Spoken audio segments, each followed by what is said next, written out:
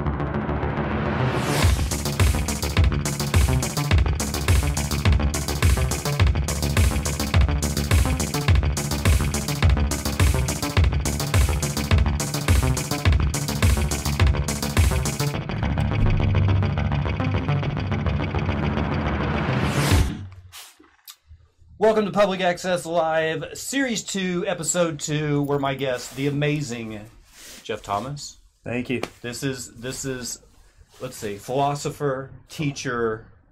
A man of many talents. We'll make up more as we go along. There you go. It's a smart idea. Very good. How you doing? Doing well. Thanks for having me. I've been waiting for this. Have you? Yes. Yeah, well, okay. Did you realize, other than CR, no one has sat in that chair that's older than me? And you've got me by a month. Oh my gosh. You have to bring this up. Oh, every time. Other than CR. Other than CR. But I'm actually, that's not true because I'm older than CR. Oh God, am I older than CR? I think you might be because I'm 6 months, I think, older than CR. You're June and I'm July. Same year. Yeah. You might be older than CR. Screw these punk kid comics thinking they run this town. The punks. Just because they go out to California, get on Roast Battle, and open for Dimitri. Did you watch that, by the way? I didn't. I saw the link and had something else going on. I couldn't watch it right away. And when I went back to the link, it's like, this broadcast is over. Are you serious? Yeah, it was a temporary link. It was quite amusing. Was it? I mean, they really did a very. They represented us very well. But were they Hollywood? Were they Hollywood enough? No, but they got the comments. But it was really funny. Awesome. Yeah, they were calling Ryan Green, last week's guest. Thanks for the plug. You bet. A lesbian. Well, they kept calling Rosie. He does have a slight look to him that reminds me of the girls' PE coach when I was in junior high. Really? Yeah. He does look a little bit like Miss Cressman. Okay. I hate to drop names. But hey, it's out there now. Yeah. And she doesn't watch it. I can guarantee you 100% she has never seen this show. You sure? Or anyone that knows her. You never know. I know. I'm hoping. I've got my fingers crossed. You have kind of an on-again, off-again relationship with comedy. I do. I get fed up. You were a veteran when I started 3 years ago. Yes. And then you were in a comedy class after me because you were trying to draw some more. What is your relationship with comedy? I will tell you. Actually, well, I've been doing it for probably 8 years now. Okay. Coming up on 8 years. And when I first started doing it, the person I took advice from, we won't mention names, but said you should just really know your set inside out. Know it. So I did the same 5 minutes for like 3 years. Yeah, exactly. And so I got burnt out of it, and I was just, Okay. Needed to step back, take a break. You like the audience, you just don't like the scene, probably. Yeah. I mean, that's exactly it. That's where I'm at. Yeah. I mean, the whole comedy scene, if I could do comedy without the comedy scene and just be, I hate the middleman. Yeah. I want to get directly to the audience. Yes. And it doesn't seem to work in my favor. There are a few that can do that, but not many. Somehow they all get sucked into the quagmire. Right. So we asked Ryan last week, what do you think? Because if you have a comic friend, someone who does an open mic, or they might be a professional comic. If you have a friend on Facebook that does comedy and something happens in the news, a big story, the hot take. Yeah. You have, like, me and you, we have probably 100 different comedian friends on Facebook. Of course. And 100 different hot takes. Oh, yeah.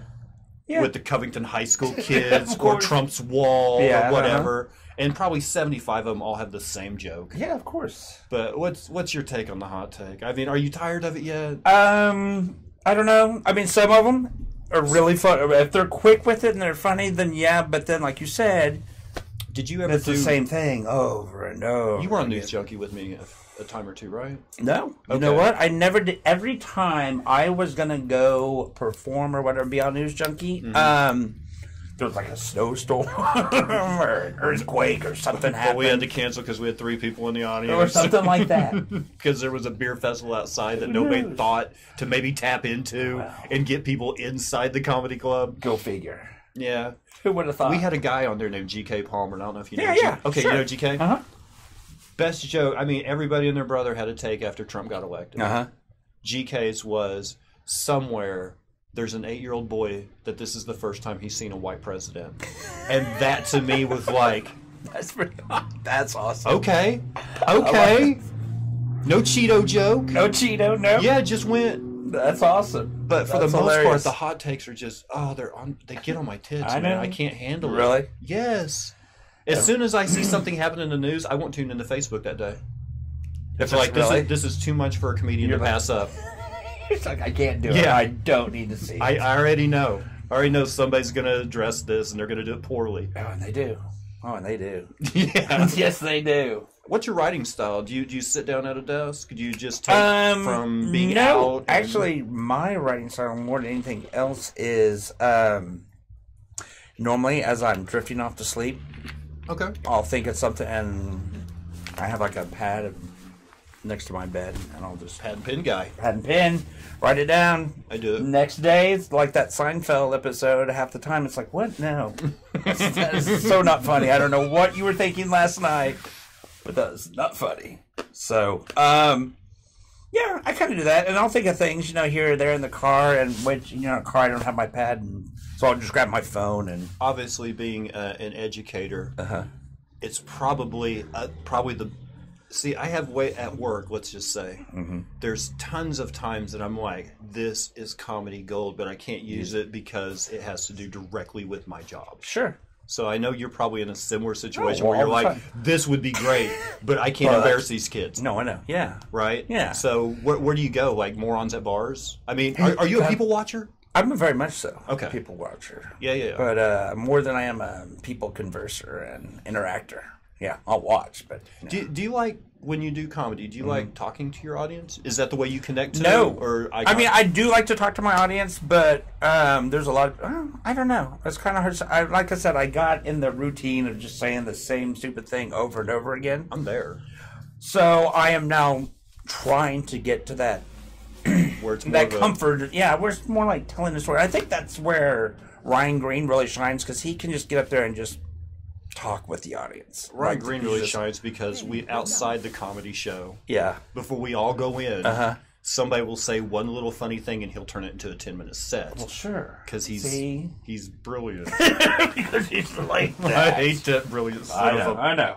But still. Yes. But so something like that, I want to get to that comfortableness to where I'm not. I'm not there. I get on stage and it's like, listen to me talk for the next 5 to 7 minutes, and then I'll let the next guy talk. See? I don't have the.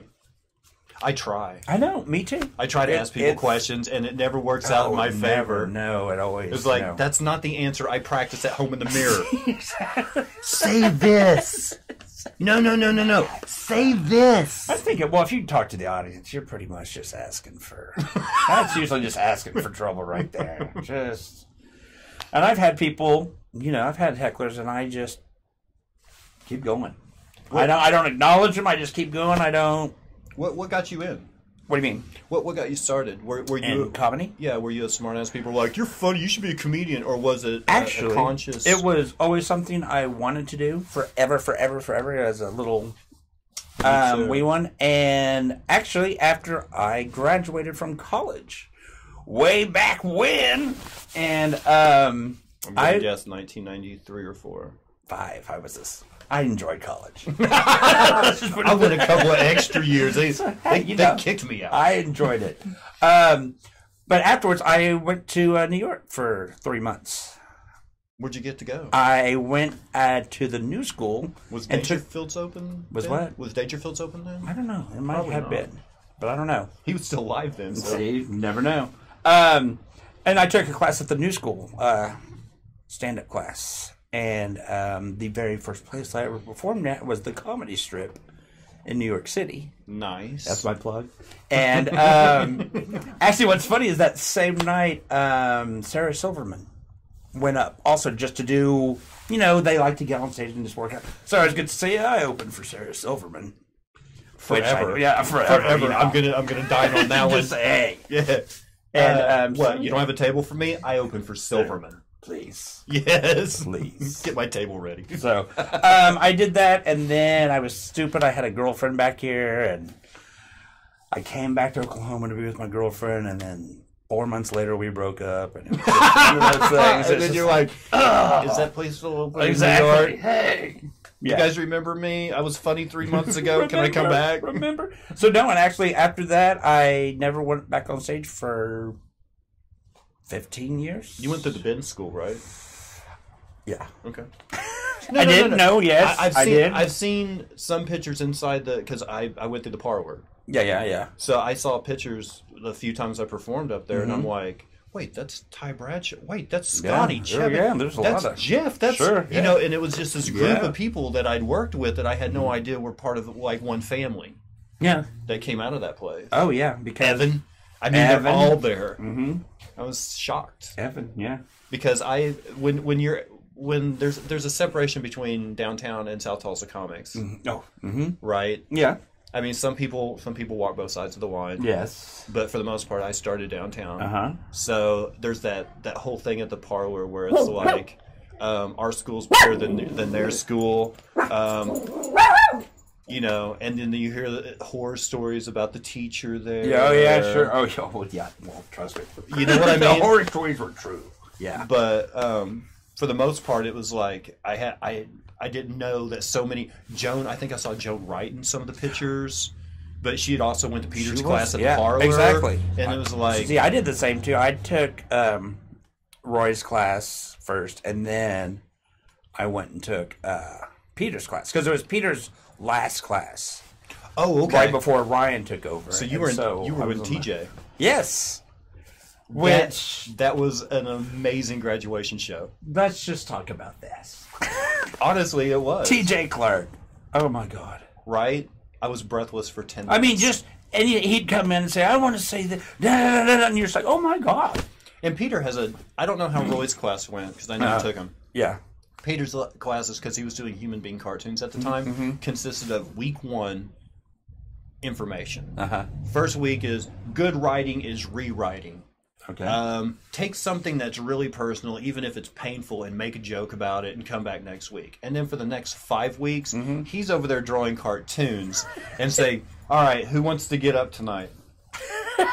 And then you would get up and you would do some sets, and he's like, that's pretty good. Who else wants to go? And I was like, is he even listening to us? Is he even coaching us? That's pretty good. But you got on the open mic on Sunday nights at the parlor where you had a free slot. That's nice. So basically, for the cost of the class, you got 5 free open mics that you didn't have to get your name drawn out of the hat. You were on. And then you got a 10-minute graduation show, and it was like, I'm getting like almost an hour's worth of stage time. Yeah. Okay. It's worth it. I see the cost benefits. Exactly. Now I see it. But yeah, you guys' graduation show, that was ringers. And it was like a semi-pro comic that had already been through schools before and had already performed, and then you had TJ up there with just raw. It's like, and he just killed. 10 minutes, I was breathless. Yes, I could not stop. I know, and he's still like that. He's a good storyteller. No. No. Did you do stories? No, because set up punchline. I'd love to be able to do that.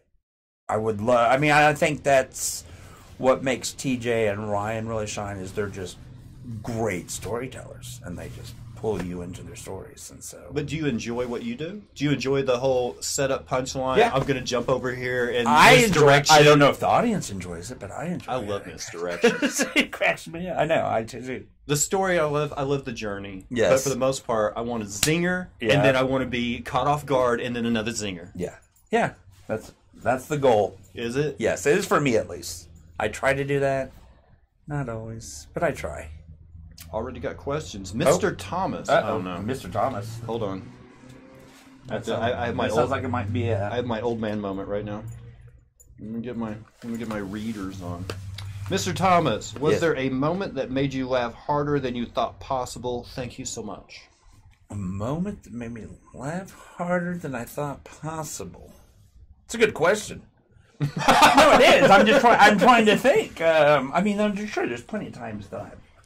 Well, let me take their question Okay. and add a All right. little caveat to it. Was there one moment that made you think, I want to be that person and do comedy? Can you recall like a Richard Pryor album or something that you listen to and you're like, I want to do that. I want to make people laugh where they blow milk out their nose. The way I formed my love for comedy, and you'll know because you're my age, is when I was a young lad. Late at night, they'd have a little show called An Evening at the Improv. Right, Bud Freeman. Bud Freeman, give him the hug. Always give him the hug. The after brick wall. See, and I always wanted to get a hug from Bud Freeman. That was that was my goal. I forgot about A&E's. Yeah, Evening with the and Improv. that, I mean, and it was late, and it was just something. I mean, And the people you saw in there, you're like, I've never heard of this guy. And then like within a year, you'd heard of him. sure, because that's when the whole comedy bubble was. It was a was launching forming. point Yeah. for so many people. Yes. Like we would get like little doses on the Tonight Show. Yeah, If we could but- stay up late, watch Johnny Carson, then you would get Rickles coming on. Sure. Or Oh, you would get Dangerfield, or you would get David Brennan. Yeah, Or a young Seinfeld. a very young Seinfeld. Yeah, wearing a knit tie. Yes, exactly. An 80s, a late 70s, early 80s knit tie. And you're like, who is this guy? Why is he so whiny? Why is He got his own series? I know exactly. Exactly. And then you start watching, you're like, oh, that's good. Yeah. That's funny. Yeah. But he was doing stand up on Letterman. I thought he was hilarious. Yeah. So, I mean, I miss Seinfeld, NBC Letterman. Oh, well, see, Dave changed when he went to CBS, I think. I actually stopped watching him after he switched over. Too. I felt bad, but he lost some of that. There was something. snarky. Yeah, He lost a little bit of snarky. He would come did. out there in a beautifully tailored suit, but have like these atrocious Sears and Roebuck socks underneath it. I mean, he was almost spitting in the eye of his own popularity. He's like, I know I'm making enough money to afford this, but I don't want to own it. Yeah. See, I think when NBC what they did to him, they just killed him. A little bit of them died inside. He should have took Carson's Oh, spot. without a doubt. Without a doubt. You bring in Leno, Oh no. who guest hosted. No. I mean, I know because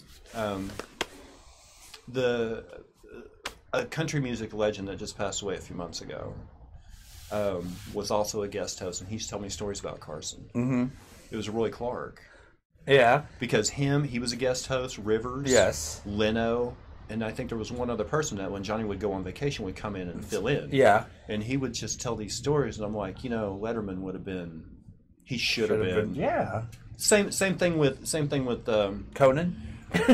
Conan, right? Conan. No, the same thing with see, we're old enough to remember this when Jon Stewart had a show on CBS Yes. late at night, had the flaming lips on there. But it wasn't good. And it was so smart that people hated it. Yeah, it wasn't. I don't recall it being. It didn't.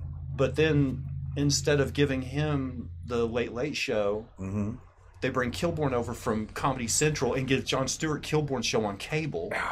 But then Stewart owned that show. Right. You ever heard Stewart talk about when he went over to take over that show? And how it was just such a boys' club. And Is it a bitter interview? Well, it was just they butted heads. I mean, when he first came on, and so yeah, it was pretty good. So, Let's see. any other questions? Well, of course. This is an interview. Of course. Do you ever try to? Oh, did you ever try to audition for SNL when you were in New York? No. Good No? God, no. As a writer? I was very, very, very raw, and I mean, I don't even remember one of my jokes even. Were you a dark comic at start? No. Very No. clean. No, not very clean, but I think just trying to find. You never. I don't want to say my voice because that sounds so cheesy, but Well, everybody. I know, but starts out a little edgy, and then they find out how to fine tune that and connect with their audience. But everybody starts out just being a little raw. yeah, I was definitely raw. I was beyond raw. But it was a little painful. You look like you teach yoga at a community college. There's no. Do I? It says you look like you teach yoga at a community college, but there is no question mark at the end, so that does not count as a question. Okay, all right. Well, you never know what I do in my free time. What was your greatest takeaway from a comedy class? I know. I'm thinking because normally, okay. Well, here's Don't be like this guy. Don't do this. Don't do that. Well, see, and that's the thing. That's the two different styles between like boys' classes. Very, you do this, this, this, this, and this. Okay. There's a formula to success. You do well, and he'll tell you what to do, how to stand. That. Oh yeah. Peter and Ryan are very more open and accepting, allowing you to be. I've heard criticisms after the Wednesday showcase. What do you mean? Well, without mentioning names. Okay. Yes. Someone who used to teach at a particular comedy club and now is a GM at that club waited till someone got off stage and went outside for a cigarette and then was like, by the way, this is stand-up comedy, not sit-down comedy. You need to get off that stool. And I'm like, well, if that's the guy's style. So, yeah. You know, I mean, everybody's standing up. Maybe this guy sits down and that's his way of endearing himself to the audience or getting comfortable. I don't know if formula works in comedy so much. Well, I think, yeah. No, I agree with you. I think comedy has gone to a place where, no. I mean, there's certain, premise, punchline. Yeah. All that, but, no, I think comedy has gone in so many different directions and this and that, yeah, it's like you said, if it's someone's style and that's what they do. When you're not thinking about comedy and you're not thinking about your job, is there something? Do you have a particular vein of something you like to geek out on? Movies, games, music? Is there something a love that takes you away from everything else? I'm a gamer. Gamer? Yes, I do. I'm a gamer. Board, PC, PS4. Okay, console. Console. Yes. What do you like? I'm a Fallout, Red Dead. I'm an open world kind of guy. You got into Red Dead Redemption, huh? Oh my gosh, yeah. And I was halfway through it, and then Fallout came out. Fallout, yeah. So I started playing that, but it's Bethesda, and there has many glitches and bugs. There's a lot of complaints about Bethesda right now. I know. So I got really kind of tired of being booted from the server all the time. How good's their customer service? Because I know you probably filled out a support ticket or two. Of course. No, I did not. No. No, and I normally like Bethesda games, but no, I just got mad. So, but anyway, my point is I stopped halfway through Red Dead, which makes me sad. So now I'm going back to it and starting over. No, trying to finish it out. Okay. But then I might go back to it, so we'll see. Glasses again? Shut up, Jeff. Shut up. What game did you really want as a kid, and did you get it? Ooh, that is a good. You know what? Well, We're about so. Atari? Did you start Atari 2600? I did. Actually, no. My parents. We had Pong, my friend. Okay. We had a Pong system, and then we got the 2600, and my world just changed. Missile Command? Of course. Defender? Yes. Pac-Man? Yes. That's the one I was real excited to come out, and it was really just kind of crappy. Let me think. What else? Super Breakout was my favorite with the paddle. Really? Yeah, so you could sit there and knock out the bricks, and then the balls would fall down. Then you're like juggling 3 of them while clearing out the. I love Super Breakout. Really? That was one of my favorites because there was a game on there called Night Driver. There was only really 2 games for the paddle. Where you drove. Right. Yeah. But the course was never ending. You actually had to stop the game to end it. You had to like turn the machine off because you would just drive and drive and drive and drive. And after a while, you're like, I've passed thousands of cars. This game is never going to end. Exactly. And I have nothing else to do with this paddle controller. I liked. You remember Superman on the 2600? Yes. Oh, that was my jam. Was it? Oh, I loved that and Adventure for some reason. Adventure was good. Adventure was good. And the secret rooms. Yes. See? Yes. Yes. We're old. I know. We're very, very old. And then the hip kids got ColecoVision so they could have Donkey Kong in their house. I never got ColecoVision. Were you an arcade kid? A lot of Sears? Oh. Upper level Sears and Woodland Hills Mall? No, I'm an OKC kid. So okay. I moved to Tulsa in 2000. Okay. So, but definitely roll of quarters in an afternoon. Oh, you have no idea. There was Put money up on a game. Got next. Got next. I got next. Dude, that's not your quarter. I mean, for kids, this was like, if you're an adult and you understand the barroom philosophy of got next, where you put money up on a pool table, and if someone picks up your quarters, a fight breaks out. It's kind of like that in an arcade, only without the fight. Yeah, exactly. And a lot more acne. A lot more whiny. Dude, that was my quarter. Prove it. Mine was a 1974 D-Mint. It's like, you knew your quarter. Sure. Mine was shiny. I used to have to walk like to the closest arcade was like a mile and a half away, maybe 2 miles. Yeah. I used to. And when you're a kid, Borrow your dad's Crown Royal bag and fill it up with quarters. Just start walking. We walked around with so much money back then, and nobody messed with us. No. Because you'd hit him over the head with a sack full of quarters, And basically. Yeah. That would shut them up. That would shut them up. Hey, what's in the sock? You'll find out. You'll see. 2 more steps, you'll find out. Let's see. Did you play Skyrim? Oh, yes. Love Skyrim. Oh, and they also brought up Atari Indiana Jones, but I don't remember that one. You don't? Do I remember? Because Atari was just into elementary school. There was a break in there. I had Atari, and then there was a break in there where I didn't game for quite a while. Really? Online. Or video games. I would go to the arcade. Because there's no way you could have NBA jams in your house. No. I mean, there were games that you would play at the arcade in 1942. There were games you would play at the arcade that they just didn't have for Atari, so it was like, the Atari gets dusty, I get quarters, I'm going to go hang out with friends. Exactly. At my dad's, when I was a young kid, the arcade behind my dad's business, their machines took slugs. And I was so thrilled when I was like, they take slugs?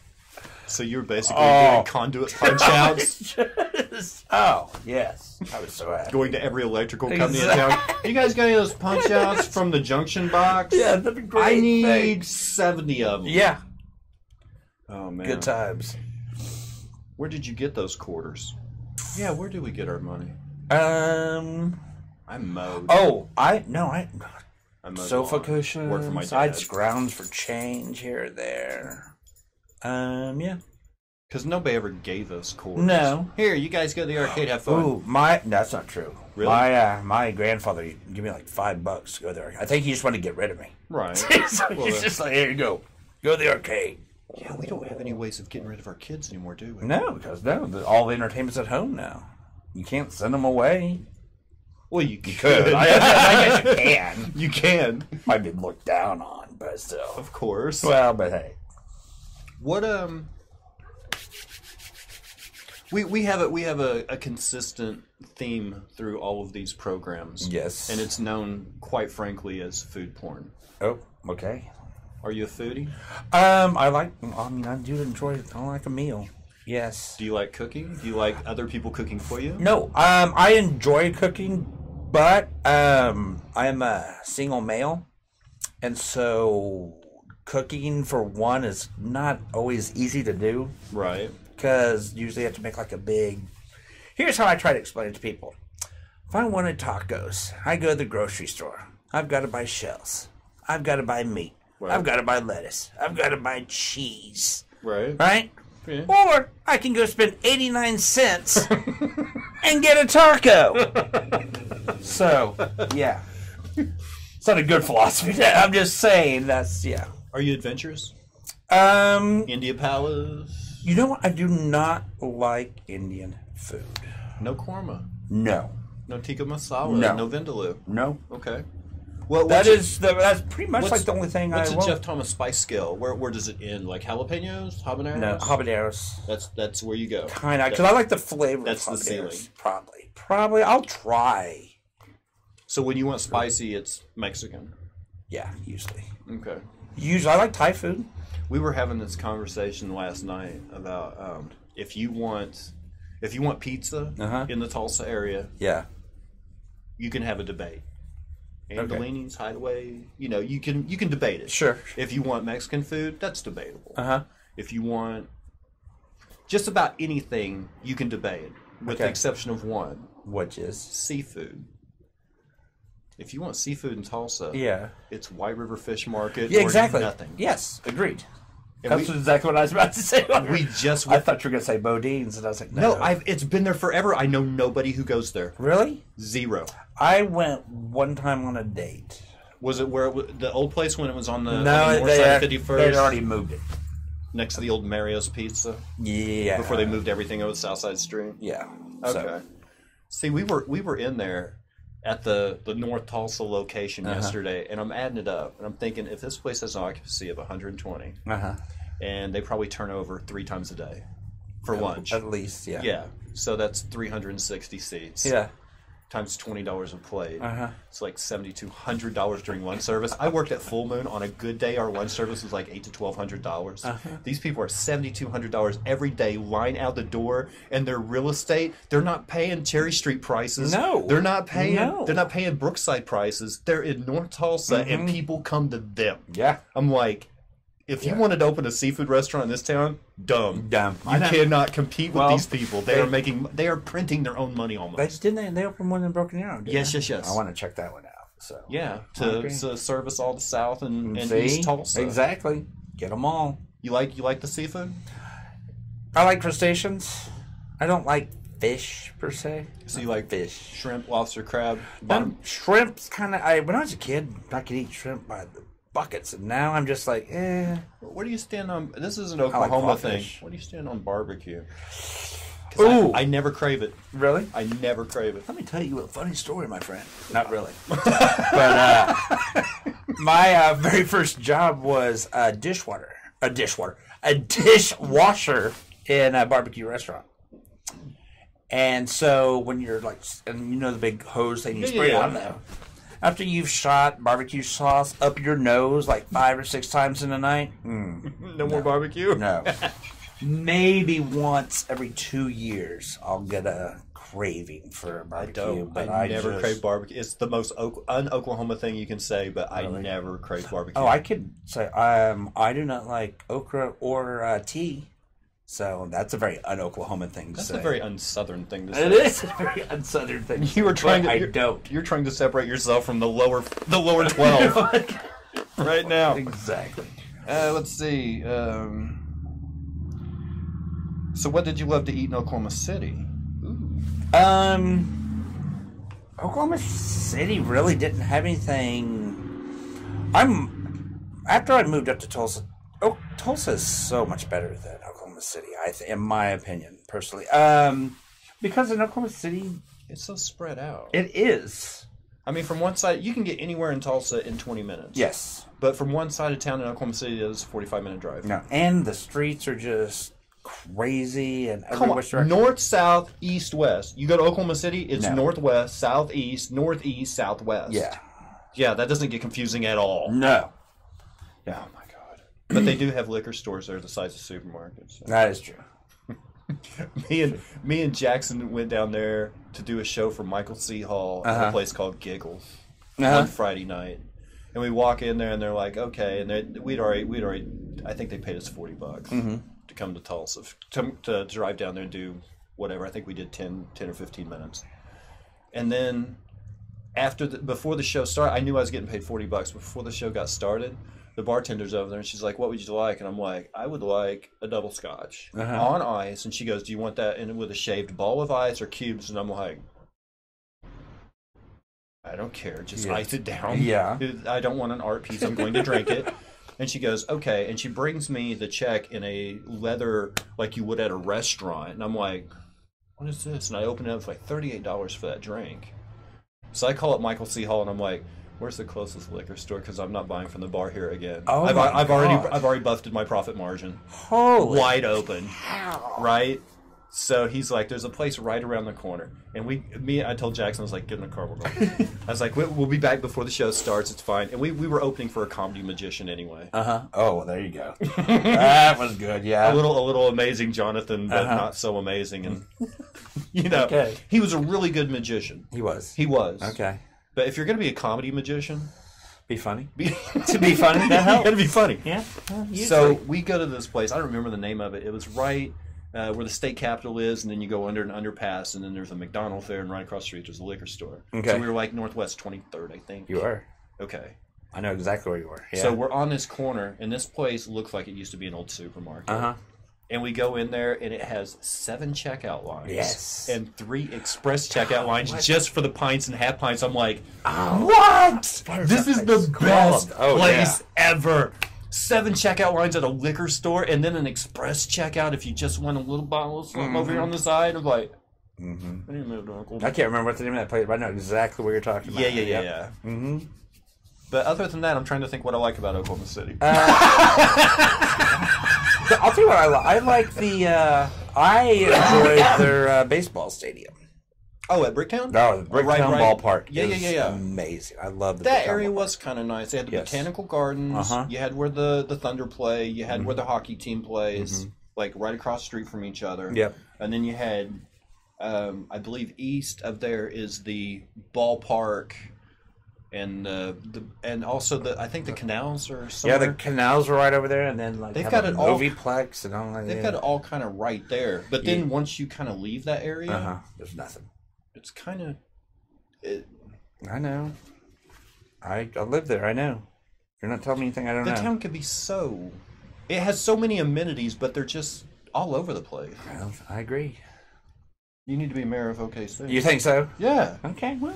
How is your political ambitions these days? I'm thinking about, changes. Okay, back to food porn. Okay, what is your traditional Thanksgiving meal? Do you visit family at family. I go down to Oklahoma City and eat the turkey, the ham, dressing. Is there something special that your family cooks that no one else does? Nope. Damn. No, a turkey. I was waiting. Giblet gravy. I was waiting for a food semi. No. I'm not even getting a rice. Aunt makes an amazing mac and cheese that she's made forever. But a lot of people have been on this show and say mac and cheese at Thanksgiving. Really? We don't do it. Really? And they were all talking about the breadcrumbs and the bacon, like a casserole. And I'm like, we don't do that. Maybe you need. We do the green bean casserole. But see, I don't think my family does that. There you go. That's the trade. Thoughts on chicken fried steak? Gravy of choice, brown or green or cream? Cream. Cream gravy? Cream. Who puts brown gravy on their chicken fry? I don't know. Do you? Do you really? Yes. Brown gravy? Nelson's Buffeteria, they're the only place that does it right because they go in there and they ask you what kind of gravy you want first. And before you say it. Any other place you go, you order a chicken fried, they ladle it over the top. Nelson's, they fill up the bottom of your plate with gravy and then lay the steak on top of it. You never have a bite without gravy. There you go. This is serious now. Chicken fried steak, we're not talking comedy anymore. Yeah. We're talking serious stuff. Talking chicken fry. Chicken fry. That's kind of a regional thing, isn't it? I think it is. I mean, if a chicken fried in Germany is known as schnitzel, so yeah, exactly. They pound it a little flatter, but what do you got coming up? Actually, I really don't have anything coming. First shop, we're gonna be trying the first shop more and more. The open mics at the first shop. Are you in a break right now? No. Are you in comedy Are you on a break right now? I am not. I am no longer performing in South Tulsa, shall we say? Okay. At just one particular place in South Tulsa. Are you gonna pitch any more podcasts? Because I was on your podcast over at the old 51st and Peoria. I know, that was nice. I don't know. We'll see if they ever start doing stuff and getting things together, or if not, maybe I'll just set up something of my own. Exactly. You can come use the studio. I don't care. There you go. Maybe I think we've got one over on opinions and the paper podcast because we can put faces with names. We have cameras here. That's true. That's the selling point. This is what's up. That's why I've been trying to tell Hilton and other people on the show is like put a face with the name. I mean, everybody hears your voice. Exactly. Put a face with the name. Yeah. Let them see you. Yeah. Connect with your audience. I mean, I can see you. We're friends now. No. Oh, we're always friends. What is your dream venue? Is there a place that you would like to play? That you would like to perform? You're like, I've made it. I made it? No. Well, wouldn't that be Radio City for anyone? I think for most people it probably would who have big dreams. Yeah. My big dream's the Brady. Really? Well, from the first concert I ever went there, I've always wanted to be on stage at the Brady. It's just it's that classic theater with the balcony and the sides. It's not like BOK where you're in the middle in an arena. You wouldn't rather do Canes? So I'd rather do Canes. Well, for the history, probably. But you're saying for the setup. Yeah. Brady. It seems that it's always had that classic... Like when I watch old comedy videos and, the guy's on stage, he's talking to the people and then he looks up and there's people in the balcony. Mm-hmm. Like there's no balcony at Canes. No, there's not. Well, there is. There's that little loft area in the back, but no. No, you're right. You're right. Yeah. No, I lost it. I had a thought there and I lost it. I don't know where it was. Okay. This age... I know. It happens. Does a little bit more often than I like. Do you have vices that you're slowly turning away from? I finally gave up nicotine last Monday. Really? Yes. Good for you. How's that working out? Well, I was a slave for 25 years, so I don't realize that I'm free. Okay, there you go. I think the first 3 days was a physical battle, and then every day after that's probably a mental battle, especially food. Are you doing anything? You like taking on Chantix or any of that stuff? Really? Just sheer willpower? Wow. And the roughest part is meals, because I've always, right after a meal, go outside, have one. Well, yeah, sure. So every meal is probably the toughest. Wow. But I think I'm over it. Okay. I'm not coughing, but I mean, there's a point where you're like, I'm okay, you guys already know this. I'm 2 years away from 50. There's certain things I want to get done that maybe this would hamper if I continue this. You know what I mean? Like, sure. Have you had that? Sure, but I haven't changed anything. No, I've cut down on my my consumption of alcohol a bit. I'm not by any means right. Well, I'm not. Yeah, but yeah. Because I'm old and I hurt so much anymore the next day. Do the cats appreciate? What do you mean? Do the cats appreciate any changes you might make? No, they don't care. No, they're mad because I have a turtle now, and so I've been spoiling my turtle. Little side fact, yes. Your cats I have cats. Your cats are sketchy. The time I ran you home. Yeah. One of them would just look at me, and the other one wouldn't come out. Yeah. No. Like you probably came over back when I only had 2, and now it's like 3. Okay. No, it's not okay. It's not okay at all. Wasn't supposed to have 3. And now there's this other ones that start to come around the back door, and I'm like, no, just go away. We heard you take people like us exactly. I'm like, no, we need a home too. No, so. But I love animals, so. Did they struggle with mental illness? Who? The cats? Yes. Yeah, a little. One of them, the youngest one, I think, does. You warned me. You're like, one of them's not going to come out at all, but he's here and he's watching you. So yeah. I would be looking around going, somewhere. Where's that cat at? Gonna find you. Gonna find you. Keeps you on your toes. Any venues like Madison Square Garden, is there a person that you would like to open for? Ooh. That's a good question. Ooh, that is good. I don't know. Spoiling my turtle, is that a euphemism? A little. I like that. It could be. It will be from now on. What have you been doing, Jeff? Been spoiling my turtle. I like that. I like that a lot, actually. That'll put people off their off their medicine real quick. Okay. Well. No, I don't know who I want to. I love Who do you like? I love Mulaney. John Mulaney is Good one. currently my favorite right now. Good one. I loved when I was going, not going on, I guess my college, I loved a young Dennis Miller before he went conservative. What, am I looking, what are you pointing? Dennis Miller, The Rants. Oh, Dennis Miller, The Rants. Yeah. Yes, from Saturday Night Live to Dennis Miller Live. His writing was always top notch. Oh, it was unbelievable. That's who So sarcastic. That's who I patterned myself to try and be like was. So sarcastic, but he had that Carlin effect where he was absolutely brutal, but at the same time he would make you think about your position and question what you were believing. Oh, and he would just have references from he's like, what? Oh yeah, and it would take me. I'd be like in college, the months later, and arcane references. Yeah, and you'd in be the like, world. oh, that's what he meant, and it would just yeah. Oh my gosh, good times. Mulaney, I think the first time I saw Mulaney was on Speakeasy. I caught on late. Really? He was on Paul F. Tompkins' little YouTube series. See, but I didn't catch on quick. Of course, mine is Oswald. Everybody looks and goes, "Oh, Patton's so good," and yeah, he is. He's a great writer, and he performs it really well. The one that people don't know about, Tom Papa. I know who Tom Papa is. I love Tom Papa. Do you really? Yes, secretly. I'm like on his Facebook. I'm one of his. You get a top tier. Viewer or whatever, so I have a little star next to my name when I am on Tom Papa's channel. I love Tom Papa.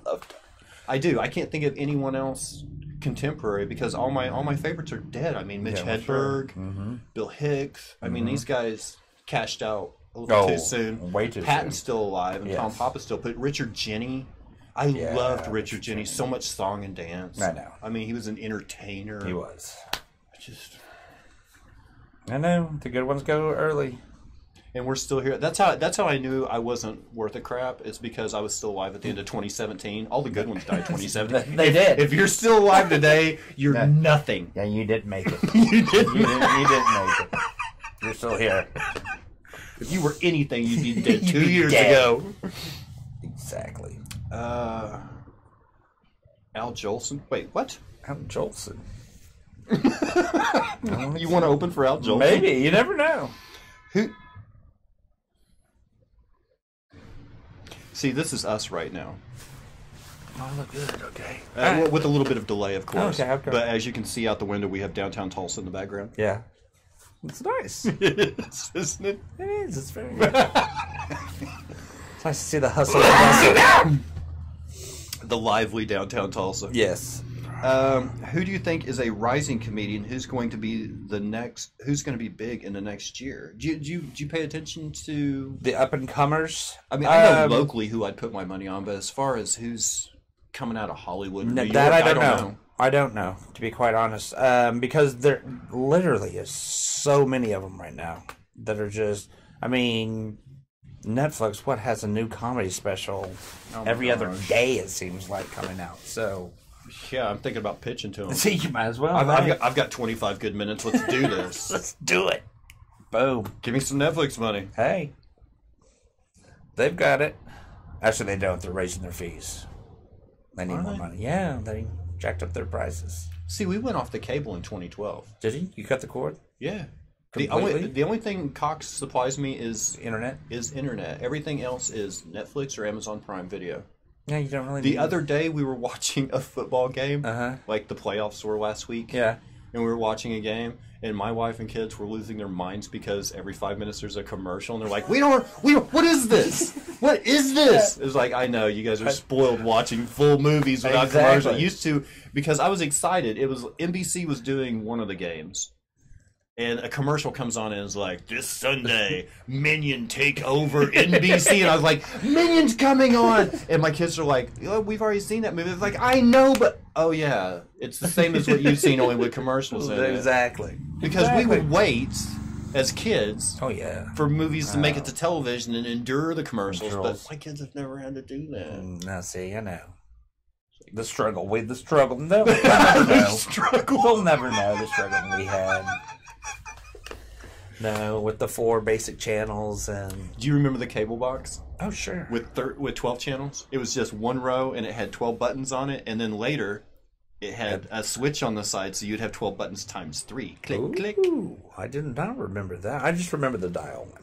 Okay, well, we had 2, which was local, our NBC affiliate, and then 3, I think, was some like UHF channel in Texas, and 4 was country music television. Oh wow! And 5 was, I don't remember. I think it might have been a Christian station. No, 7 was, and then we had 6, 8, 11. On the old dial, you would have to like turn it to U, and then dial between 23 or 41 or whatever, because those were UHF channels. Yeah, sure. But at the end of the road, channel 13 was a channel called Q.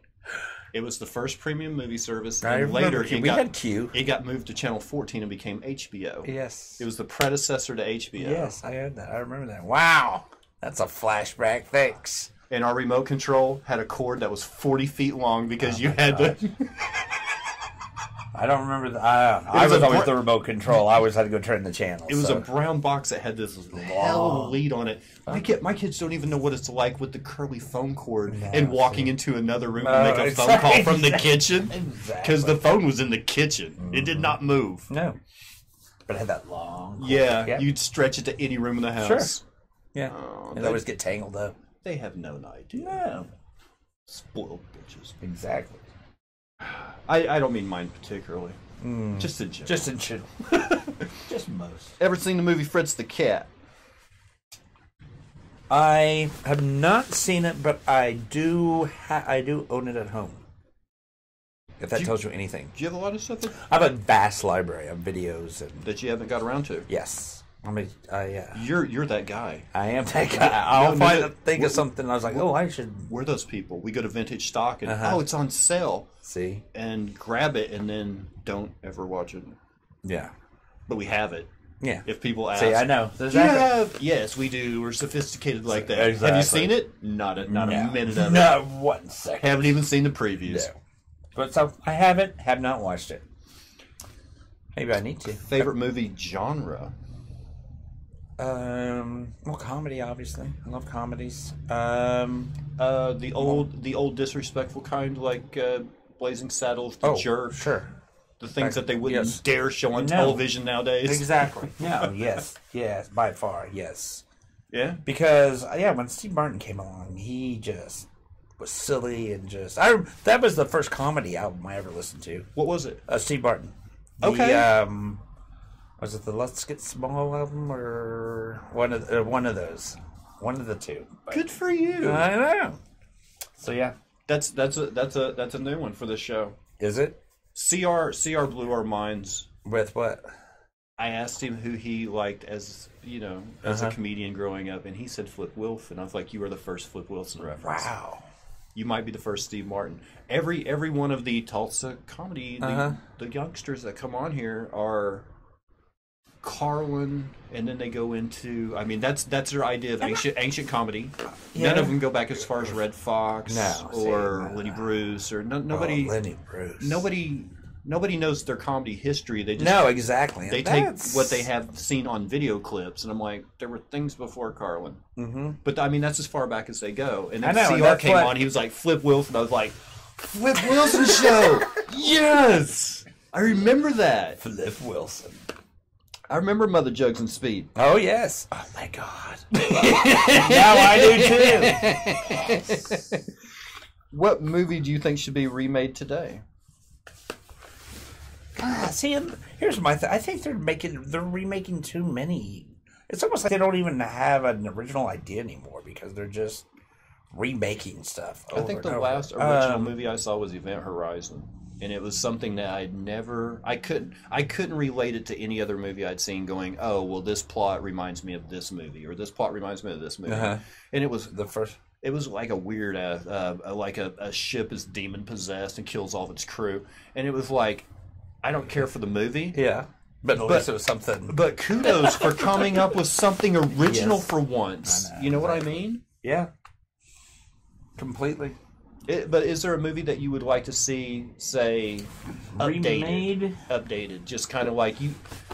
No, but you saying that made me think. They're adding on to the Ghostbusters now. Yeah. They're gonna make another one. No, I've seen a few stories about the cast of last year's Ghostbusters losing their mind about it. Oh, really? Yeah. The girls are all upset Yes. because they're now... They one of them actually said this is something that Trump would do. No. Yes. Really? She's upset. Okay. I don't get that. There's some movies that I think are really good, cheesy as they were.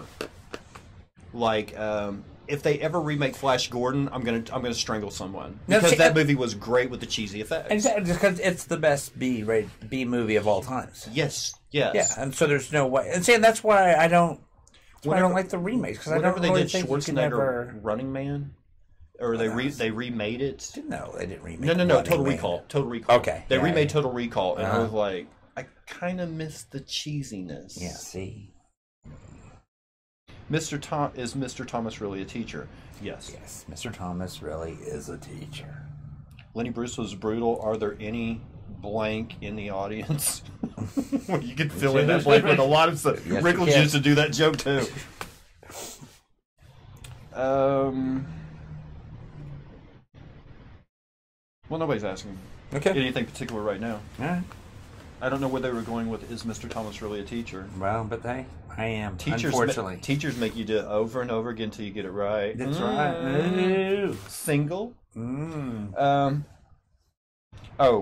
Oh, I know where they're going now. Now what? I don't know if he can answer this because he's currently a teacher. What's that? Weirdest classroom moments.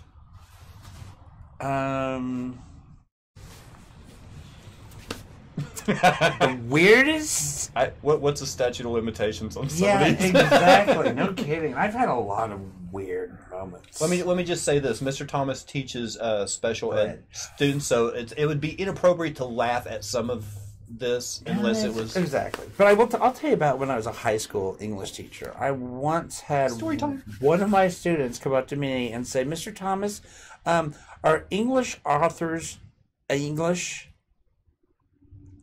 And that's exactly how I looked at him. I was just like, and I looked at the class, and I looked back, and I was like, "Is this a trick question?" I was just like, "Are you serious?" And he was dead serious. Yeah. Tekalis. Hey there, Dubsky.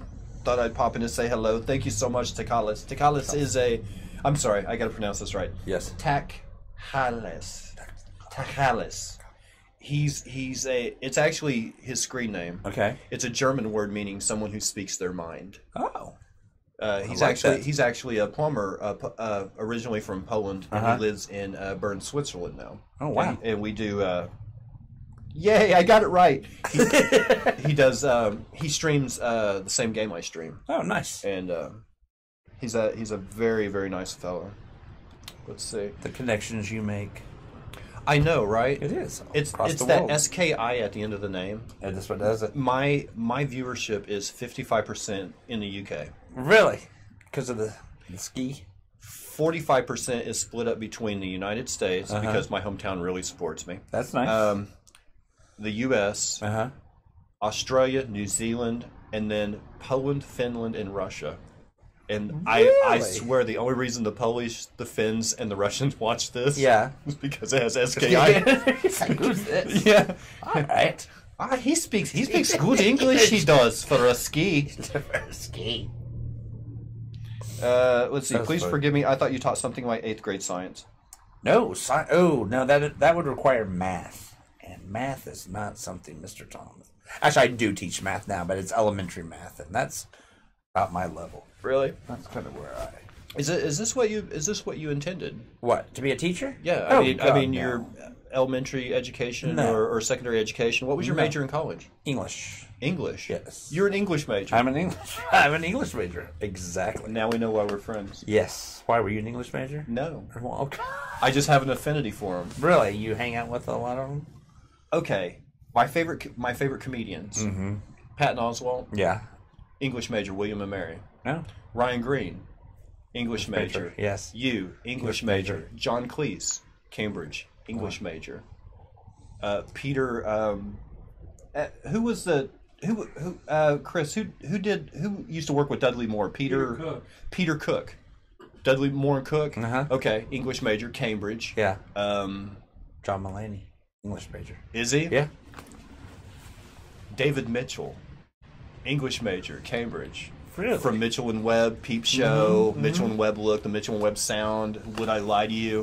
Like, that's kind of, I gravitate. I gravitate towards them, and then I find out later they're English majors, now? including my friend Jeff Thomas. There you go. Yes. I did not know if you kept going to your college classes, eventually you graduate. I did not know that happens. But eventually you just keep going, and they're like, "Oh, you did it." And I'm like, "Oh, really?" Okay. But was it for the love of literature that you took? That was your it was God, no. Did you know you were going to like spin it into a teaching career? No. Or never. did you know how it was going to help you write comedy? No, none of that. None of the above. I started college as an advertising major. What does that do? Exactly. It's probably about as much as an English degree. And it just, when you take advertising, you have to write in the style of like newspaper, and that's just a certain style of writing I just could never do, and so I switched over to English, and things just happen with life, and one thing leads to another. Do you use your English major to help you write jokes? Yes, because I think that I try and structure things a little bit more than I agonize over my writing. Do you? I do. I sit there and go, if I put this prepositional phrase here instead of here, it'll build synergy to the punchline, and it's like this. And see, and I do the exact same thing, but then that's what throws me off when I go on stage, because I'm trying to remember it in the order that's what, and make it sound natural at the same time, even though you've just printed your own cue cards, basically. Yes. Oh, it's so tough. That's the rub. That's what I'm working on myself. So we need to do a show. We should. No, I mean like we should set up our own show just to make sure just to make sure we get on. Just to make sure somebody puts us on the show. We should. That might be what it I don't know. What would we call it? It'd be like under 50, barely. That'd be the name of it. Under 50, John barely. W. Tyler and Jeff Thomas, under 50, barely. We could have CR host it. That'd be awesome. And we could call him the kid the whole time. That's right. That's for the kid. We're gonna let the kid host. Junior. Come on, Junior. Where can we put on a show? I'm kind of keen to get away from depending on other people. I understand that. To book. Yeah. And to get on shows with people who maybe don't share. You know, I mean, it's tough. It's tough when you're. Okay, I didn't start till I was 44. Okay. That's when I started doing comedy. Okay. And it was really tough getting on stage and doing my perception of the world, and then followed by a guy wearing a trilby from Target and some suspenders and some skinny jeans and his perspective of the world, and hearing how the crowd reacts to him, and it's like, okay, I need my own audience. Yeah, I need people like-minded. We could probably get the rabbit hole filled up. We could probably do that. Yeah, well, we should. Jason would put us on if we promise. I know. You know, we'll call out all of our friends to come out one night. How old? Peter. I was gonna say, how old is Bedgood? Bedgood's up there. He's 3 years younger than us. Well, that's not much. No. He's close. Okay. And he's keen. I know. He's always game for something. Course. I know. And then next week, I think he might sneak in here, even though I have to wait. Next week's show is going to be a little bit later. We always start 6 p.m. Central Time, midnight in the UK, 1 p.m. in the afternoon, Auckland, New Zealand time. Next week, it's going to be maybe 2 a.m. So if you don't catch it in the UK, you can watch it on the YouTube channel the next day. But we are holding out because we are waiting for Travis Cagle to drive in from Wichita. Sweet. I know. Travis is coming in. Travis. And he's got a show with Peter next Saturday night at the Rabbit Hole. So and Cam's on that show, I think, isn't he? Yeah. Kim Porter? Yeah. So I was like, hey, you're in town. You said you'd do it. And he's like, okay, what time? He's like, I don't even get off work till this time. I have to drive from Wichita, drop my wife and kids off at my folks in Bixby. Yeah. And then come back. He's like, it'd be around. I was like, yeah, I'll wait for you. That'll be the only thing we do that night. Nice. Is just the interview. And afterwards we can do whatever. And he's like, can I bring Peter? I'm like, Peter's family. He knows his way over here. He doesn't need you to come over here. Can I bring Peter? Yeah. It's like, there's really no room. It's a really tight shot. There's only 2 chairs. But if you want to sit on Peter's lap, Okay. I'll interview you both. Why not? You can put your hand up his butt and be a ventriloquist dummy. I don't care. Don't give him ideas. Can you diagram a sentence? Yes. like a mofo, I am. Because unfortunately, That is funny. No, because I took in all- English, I took linguistics, and I literally had to diagram sentences that were unbelievable. I'm sorry, Mr. mean, Thomas. just- That is not the subject. That's a direct object. You have that in the wrong place. And I try to briefly teach my juniors and seniors how to diagram. Oh no, God, no, because then They have no foundation in that at all, do they? No, and then trying to explain to them what the noun and the verb were. So, yeah. Yes, you That's are scary. correct. That is a noun, but that is not the subject. Exactly. So see, And that is a verb, but that's not the predicate. exactly. There's a difference. There's a difference. Oh my gosh. Do you kind of here's the way I've described it to other people. Do you remember in the 90s those people that had their head and they would shave all around except the top and they'd pull it in a ponytail? Uh-huh. Okay, their kids were old enough to vote in the last election. Now you want to know what's wrong with the I was world? going to say, I think that answers a lot of things right there. Yes, it does. All those weirdo kids that we were hoping would never vote, they Yeah. have kids old enough to vote now. Yeah, great. That's why we're You're in welcome. this. Yeah. Where do you see yourself? I mean, I know we don't talk politics on this show, but where do you see? Are you like a kind of like a social liberal, but like an economic conservative? No, I'm very liberal. Very. Even when it comes to spending. Yeah. Okay. But my I come from I'm the liberal sheep of the family. Let's put it that way. I come from a very conservative. Freemasons. Almost. Man. Practically. Practically. Tekhalis. All right, my friend Dubsky. Got to go to bed. I leave Lurk running for you. Everyone, good night, my dear friends. Enjoy your day. Thank you, Tekhalis. Wait, it's 7-1, so it's like almost 2:15 in the morning for you, Wow. buddy. Thank you so much for being Thanks. here. Thank you so much, Yeah. everyone. If there are no further questions, we are going to wrap this up. Okay. Is there anything you want to plug? No. Like I said, no. I wish, He but no. is going to plug a show that me and him will be doing coming up in We will. Soon. March, April. I would love to do That a was show fun. with I you. think we should. I'm serious. All we have to do is promise Jason a certain number of people will show up and he'll open the place, right? Yeah. Yeah, he will. I And think. we'll tag Bedgood in all of it, so all of his friends on Facebook will be like, "Oh, Bedgood's going to be there." We'll go. Yeah, right. Hey, I thought you said Bedgood was going to be performing. No, I just mentioned him. We just tagged his name in there, but. Thanks for the great interview. Thank you, Mojo. Thank you, Tekales. Thank you, Twerking Zombie.